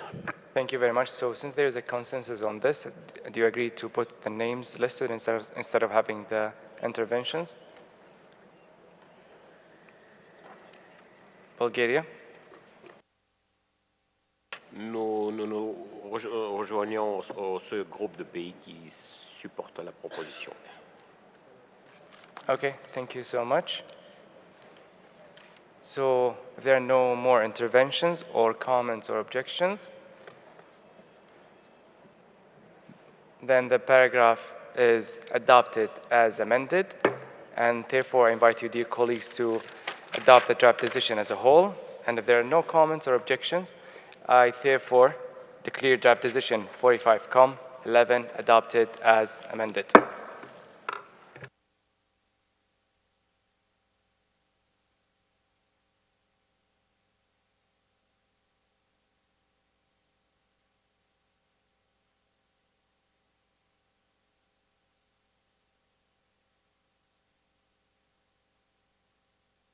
So, dear colleagues, in conformity with the specific decisions of the committee made at previous sessions, a revision of the operational guidelines has been inscribed on the agenda of our session. All the relevant information is enclosed in the document 45.com-12. Furthermore, as you will remember, in line with the decision 18x.com-3 and Annex 2 of the document 18x.com-3, this agenda item will be adopted without debate. I would like to give the floor to Mr. Alessandro Balsamo, head of the nomination unit and the deputy director of the World Heritage Center, to briefly introduce this document for us. You may have the floor, Mr. Balsamo. Thank you very much, Mr. Chairperson. Since the 28th fourth session in 2000, the committee started establishing limits on the number of nominations to be examined each year, and these limits have been changed several times throughout the years. At its 40th session, the committee decided that it will evaluate the impact of decision 40-11 at its 45th session. In this decision, the World Heritage Committee decided to limit the number of nominations it will examine each year to 35, as well as to limit to 1 nomination per state party per year. This is paragraph 61 of the operational guidelines. The information in the document 12 reflects the analysis on the limit of nominations to be examined per session, which was undertaken in compliance with the criteria that have been decided in Decision 44-8 by the World Heritage Committee, notably the following 3 relevant considerations. First, the heavy budget constraints of the World Heritage Center and the advisory bodies. 2, the need for proactive management of the increasing size of the World Heritage list, including more manageable session of the World Heritage Committee. And 3, the call for a more balanced World Heritage list. On the basis of the data analyzed and the statistics presented, and the potential impacts of the limits taken into account, the conclusion of the analysis contained in document 12 shows that both the limit to 1 nomination per state party per session and the overall annual limit of 35 nominations are appropriate measures to address the imbalance of the World Heritage list, to limit further pressure on the sustainability of the World Heritage Fund, as well as to limit the overall workload of the committee, the advisory bodies, and the World Heritage Center. However, on their own, these limits do not provide a solution to the issue of the balance of the World Heritage list. Furthermore, based on the analysis regarding the examination of nomination and to relieve pressure from the system, it would be suitable to exempt from the limit of 1 nomination per state party per session nomination previously referred or deferred by the committee.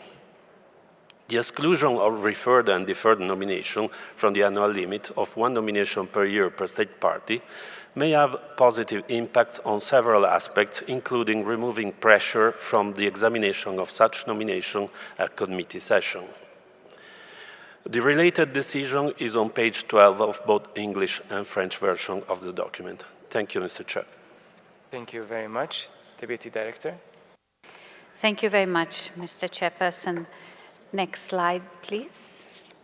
So I'm going to be talking about the revision to Chapter 8 of the Operational Guidelines and Annex 14, following the changes made to the UNESCO logo. Next slide, please. Over several years, UNESCO has undertaken significant steps to strengthen its visual identity and branding. This includes the adoption of the World Heritage Emblem in 1978, and you see here on the screen a timeline, followed by the development of comprehensive guidelines for the emblem in 1998. Furthermore, in 2007, the UNESCO General Conference established guidelines for the use of UNESCO's name, logo, and related elements. To implement these guidelines, the Secretariat issued a detailed UNESCO logo toolkit. In 2015, a table of uses was added to the operational guidelines, further emphasizing the importance of symbolic representation. More recently, in July 2021, UNESCO issued the graphic standards and logo toolkit to illustrate the different uses of the UNESCO logo and enhance the visibility of its brand. This builds on the recommendations of the Communications Working Group established as part of UNESCO's strategic transformation process. As for other culture conventions, the kit retains the integrity of the UNESCO and the World Heritage logos while introducing new logo blocks for improved recognition. The organization's transition to the new visual identity and branding has been advancing well over the past 2 years, and UNESCO's program networks indicate that they prefer the use of a common logo. The integration of the new standard continues with progressive updating of existing communication materials expected by December 2023 in consultation with national commissions and member states. The main implication for the 1972 convention is that the former specific logo for each World Heritage site is no longer used and should be replaced by the new generic site logo. Thank you very much, Mr. Chairperson.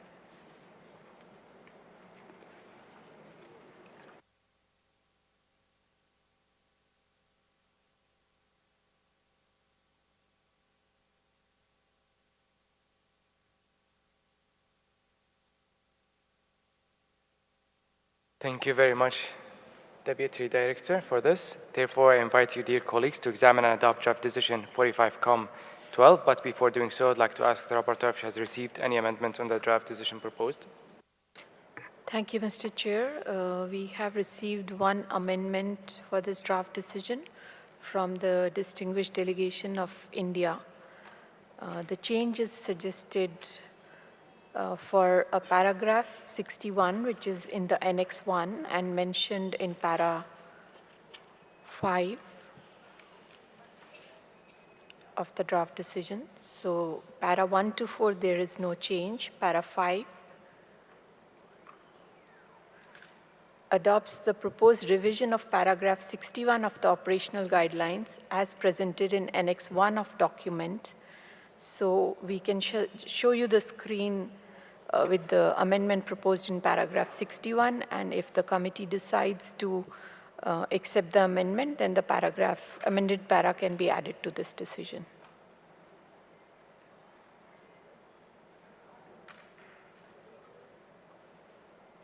Maybe we can zoom in the screen, yeah.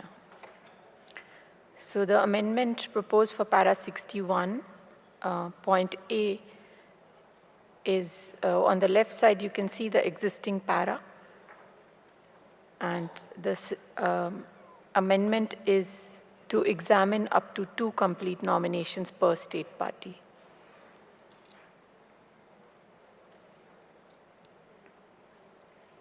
The amendment is what is visible on the right side. Then for point B, where the set at 35, the annual limit, that has been proposed to be changed to 45. Number of nominations is the annual limit.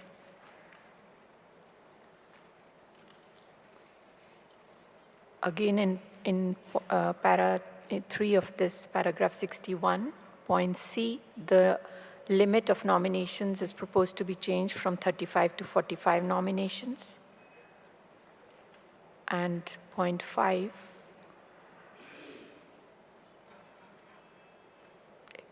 it's retained as is. In 6, again, the number of nominations moves from 35 to 45 based on the 2 nominations per year for each state party. And 7, it's proposed to add nominations of properties for natural heritage, nominations of properties for mixed heritage.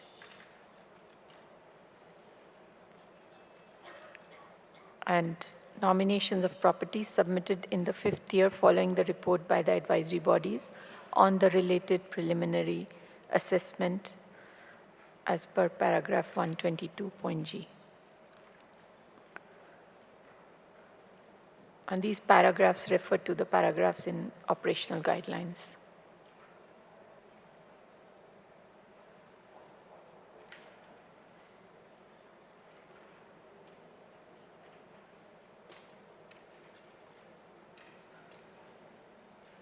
I think that's the only amendment proposed in the decision. Thank you very much. India? Excellency, I would like to judge the mood in the House because we have already in the previous item 11, we have formed an open-ended working group to go into the fundamental workings of the convention. I think these points were also covered by the open-ended working group. So with the advice of the Secretariat, if you could we are willing to withdraw our amendments if we can decide to take a decision on that after the open-ended working group submits its report in the 46th COM, Excellency. Thank you. Thank you very much. So,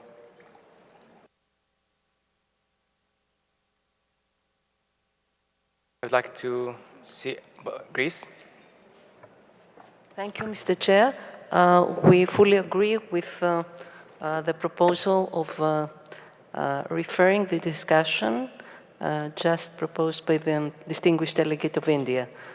We deem that more time is needed, and that is a very, very interesting, important issue that deserves our devotion.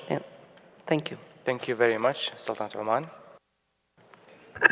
Actually, this came from the state of India, which is they provided this amendment. I think the best solution is to take it now out and to be put for discussion. This is it needs a more thorough discussion and agreement from all member states. I thank you. Thank you very much, Belgium.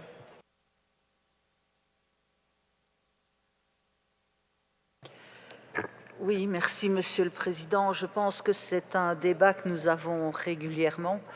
On a même envisagé d'aller en deçà des 35 dossiers à un certain moment. Et donc, je remercie l'Inde pour sa sagesse et de proposer de retirer son amendement.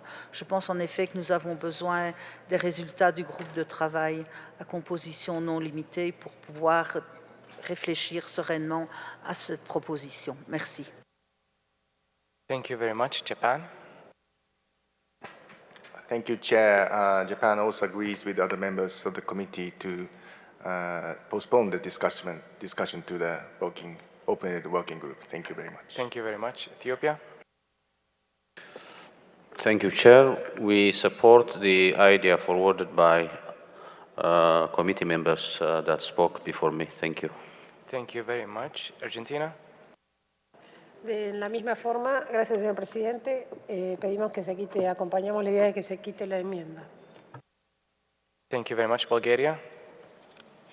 Bulgarie supporte la proposition de transférer cette discussion dans le groupe de travail pour une discussion plus approfondie. Merci. Thank you very much. México. Gracias, señor presidente. Nos sumamos al consenso. Thank you very much. Qatar. شكرا سيد الرئيس. دولة قطر تؤيد المقترح لإرجاء هذا النقاش بما يتضمنه من تفاصيل فنية ولمجموعة العمل. شكرا. Thank you very much. Zambia. Thank you, Mr. Chairman. Zambia is also in support. Thank you very much. Mali. Merci, Monsieur le Président. Je dois dire qu'il y a vraiment un consensus là-dessus et que même le groupe Afrique a harmonisé sa position irrélative également. Merci. Thank you very much. So I'd like to ask the rapporteur to update Thailand. Yeah, thank you, Chair. I just want to join as well. Thank you. St. Vincent? St. Vincent and the Grenadines supports the change as well. Thank you very much. South Africa?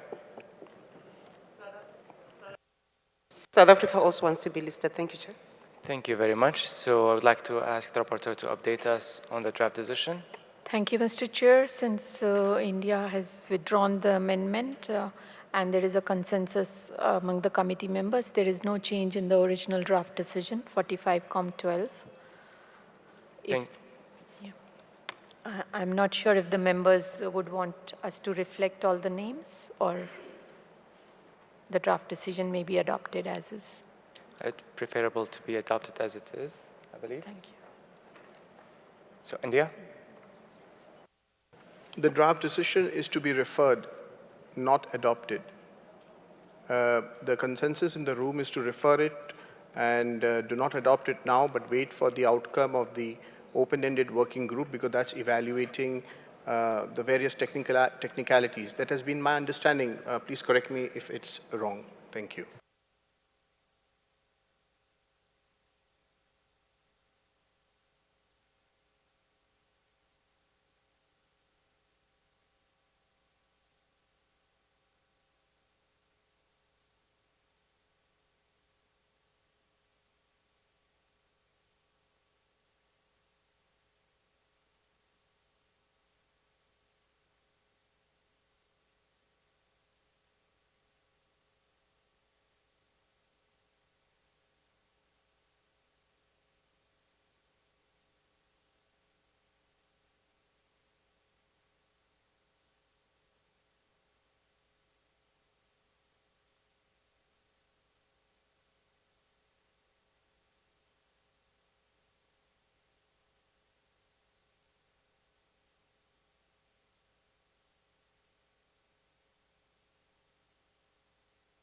Russian Federation? Thank you very much, Mr. Chair. I don't know, maybe my understanding was wrong, but as far as we understood, the room was in consensus to adopt the decision proposed and then to continue reflect on the evaluation of this process, because as far as we understand what is proposed, would be very useful for all the states party and will basically extend the possibility to present nominations. So we would prefer to adopt the decision proposed. Thank you very much. Thank you very much.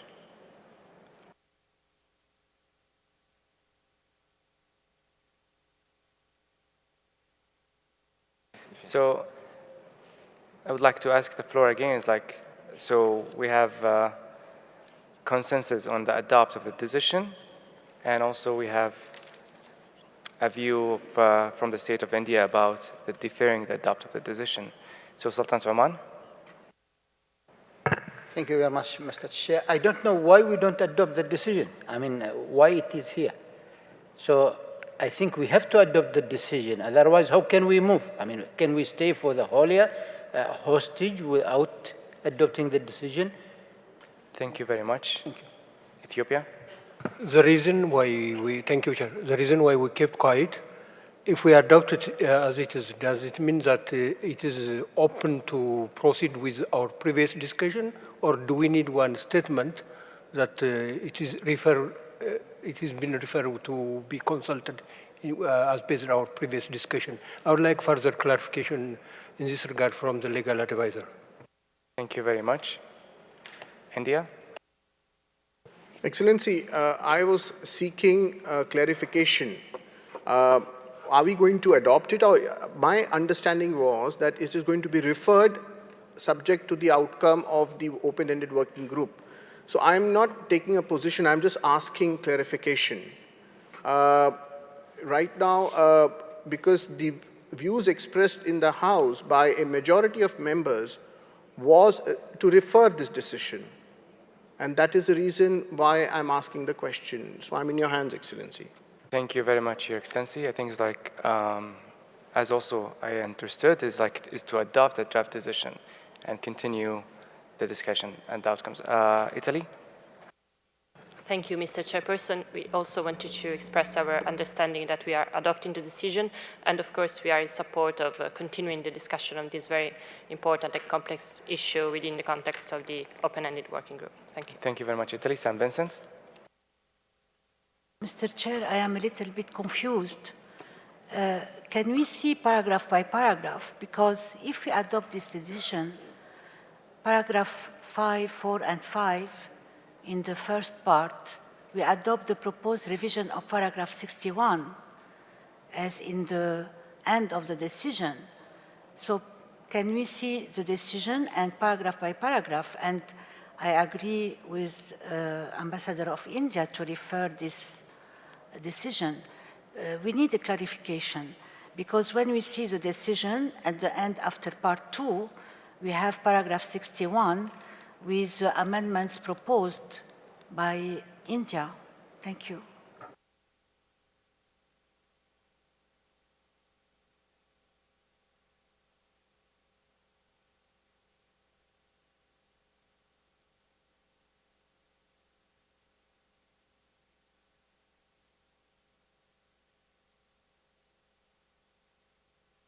Mexico? Gracias, señor presidente. Nosotros deseábamos confirmar que estábamos de acuerdo con adoptar el documento. Sí se va a proceder a la revisión de cada párrafo. Seguiremos el rumbo que usted decida, pero estamos dispuestos a adoptarlo y continuar la discusión posteriormente. Thank you very much. Qatar? شكرا السيد الرئيس. نحن مثل ما تم التعبير به لقد التبست الأمور على العديد من الوفود الأعضاء في اللجنة. نحن الآن في صدد الاعتماد، وهذا المشروع القرار موجود في الأجندة في جدول الأعمال، فمن المنطق بأن يكون هناك اعتماد له. وإذا رأت بعض الدول أو الأغلبية بأن يتم إرجاعه إلى مجموعة العمل، فيتم تبيان بأن هذا الغرض تم الاتفاق عليه وإرجاع تفاصيل الفنية إلى مجموعة العمل لتقدم بنتيجة بعد التفكر فيه. شكرا سيد الرئيس. شكرا جزيلا. هند. Thank you, Excellency. I concur with the views of the Qatari ambassador. Thank you. Thank you very much. Egypt. Merci, Monsieur le Président. Notre compréhension, c'est qu'on va adopter la décision telle qu'a été proposée par le secrétariat, et puis toute autre modification ou peut-être changement futur sera fait ultérieurement. Merci. Thank you very much. I'll pass the floor to the legal advisor to respond to the question addressed previously.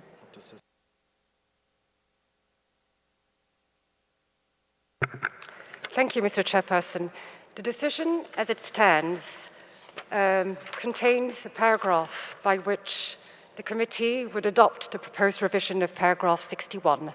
So if you were to keep paragraph 5 of the draft decision, you would be modifying paragraph 61 of the operational guidelines in conformity with what is foreseen in the document. I would like to say a couple of things in this respect.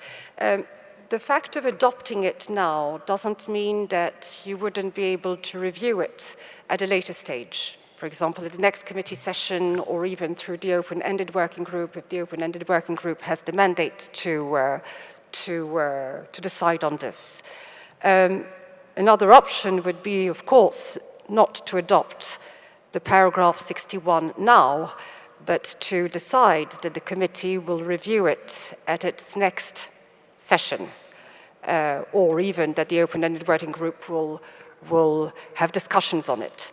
But in any event, adopting the paragraph 61 now doesn't mean that you can't come back on your decision and review it at the next session. Thank you, Mr. Chairperson. Thank you very much. I'll pass the floor to the Secretariat first for some clarification. Mr. Bassamo. Thank you very much, Mr. Chairperson. Maybe just in complement of what the legal advisor just said, I wanted to clarify that, as was said by the distinguished member of Egypt delegation, is that if we are going to adopt what it is now is the draft decision as proposed in document 12 with its annex. It's just to clarify that the main substantive difference, as I explained in my presentation of the document, is the fact that if we adopt that starting from 1st of February, for instance, next deadline, we will be able to accept 2 nominations for state parties in case one of the 2 nominations was previously referred or deferred, which is not the case at the moment. So with this adoption, there will be this substantive difference that will be adopted. But as it was explained by the legal advisor, maybe the committee may wish to take this decision later on. Thank you very much. Qatar. Merci, Monsieur le Président. Après avoir écouté le conseiller juridique, ce qui concerne la clarification entre le rapport et l'État du Qatar vient avec l'adopter le draft decision aujourd'hui. Merci, Monsieur le Président.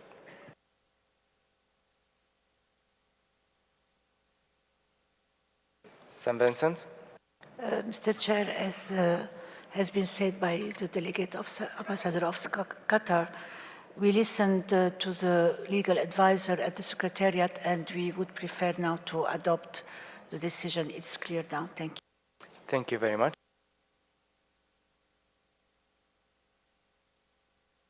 So, given that, we will adopt the draft decision as a whole, and there are no amendments. So if there are no objections or comments, I therefore declare that draft decision 45-12 adopted.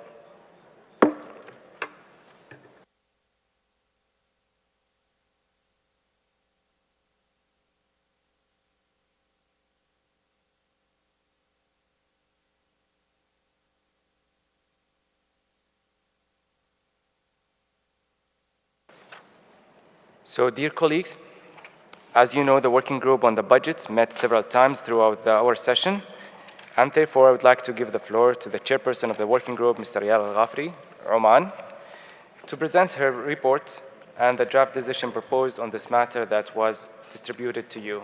Mr. Ghafri, you may have the floor. Thank you, Mr. Chairperson, Excellencies, dear colleagues. It is my pleasure to report back today on the results of the Budget Working Group discussions and present the revised version of draft decision 45-15. First, please allow me to express my sincere gratitude to the distinguished members of the committee for the trust that you have placed in me by electing me as the chairperson of the Budget Working Group. The group met twice, on the 18th and 19th September 2023, for 2 hours of discussions overall. In total, we had 36 participants over those 2 days, representing 8 committee members, 8 state parties non-members of the committee, and the 3 advisory bodies.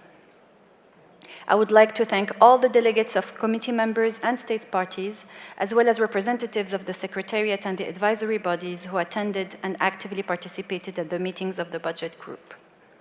The inputs and cooperative spirit of all participants allowed us to conclude our work efficiently and earlier than expected. The work of the group started with a very comprehensive presentation of the budget document by the Secretariat, which allowed for participants to make general comments and ask some clarifications or explanations. Some of them were about the financial aspects of the preliminary assessment and on private sector partnerships. A few questions were also answered regarding the operating reserve and funds allocated to the advisory bodies.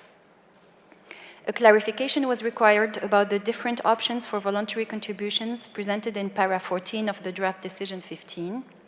It was reiterated that these options, which were already endorsed by the General Assembly, were optional and any contribution within this framework would be completely voluntary. Comments were also made on the necessity to have a wider discussion on the working methods of the whole World Heritage System, including its financial aspect, potentially by creating a working group that could reflect on this matter. It was suggested to tackle this proposal under item 11, as it encompasses aspects that are beyond finances. The group then moved to examine the draft decision. Globally, the original text of the draft decision was retained, with only 2 amendments made. One on paragraph 4 to specify that both compulsory and voluntary contributions are assessed. The other amendment on para 9 called on states parties to pay voluntary contributions to the sub-account dedicated to the evaluation of nominations, in line with paragraph 168 bis of the operational guidelines. No other amendment was brought forward, although one states party noted that some discussions under certain items may have financial implications and could require additional amendments to this draft decision in the plenary.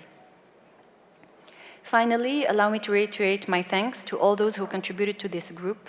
I hope the distinguished members of the committee will adopt this draft decision, which is the outcome of the collective work of the group. Thank you.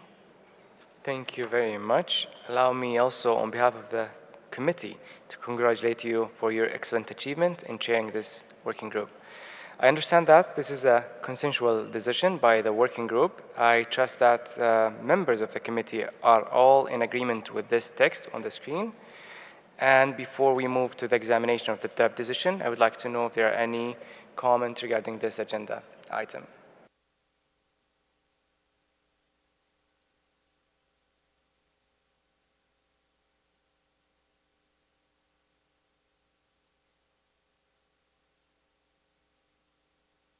So if there are no comments or interventions, I therefore invite you, dear colleagues, to examine and adopt draft decision 45-15, but before doing so, I'd like to ask the rapporteur if she has received any amendment on the draft decision proposed. Thank you, Mr. Chair. We've received the amendment proposed by the Budget Working Group, as already explained by the chairperson of the group. The amendment is to para 4, where the term assessed is now used both for compulsory and voluntary contributions. And the rest of the para is as is. Then para 9, recalling paragraph 168 bis of the operational guidelines, calls on states parties to pay voluntary contributions to the sub-account dedicated to the evaluations of nominations to support the submission of preliminary assessment requests and nomination dossiers, and requests the World Heritage Center to report on the use of sub-account dedicated to the evaluations of nominations and on the use of the operating reserve at its 46th session. And then para 12, there is just a slight correction of the document with .rev. Rest of the decision is as per original. Thank you. Thank you very much. So I invite you, dear colleague, to examine the draft decision paragraph by paragraph. So from paragraph 1 to paragraph 3, we don't have any amendments. Do we agree to adopt them as they are? I see no objections. Adopted. Paragraph 4, we have a proposal. Do we agree with this proposed text? I see no objections. Adopted as amended. From paragraph 5 to paragraph 8, we don't have any amendments. Do we agree to adopt them as they are? I see no objections. Adopted. Paragraph 9, we have a proposed text. Do we agree with this proposal? I see no objections. Adopted as amended. Paragraph 10 and paragraph 11, we don't have any amendments. Do we agree to adopt them as they are? I see no objections. Adopted. Paragraph 12, we have a minor amendment. Do we agree to this proposal? I see no objections. Adopted as amended. From paragraph 13 to paragraph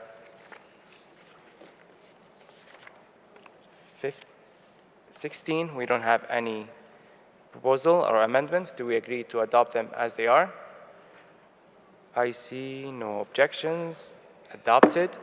Dear colleague, I invite you to adopt the draft decision as a whole, and if there are no comments or objections, I therefore declare draft decision 45-15 adopted as amended.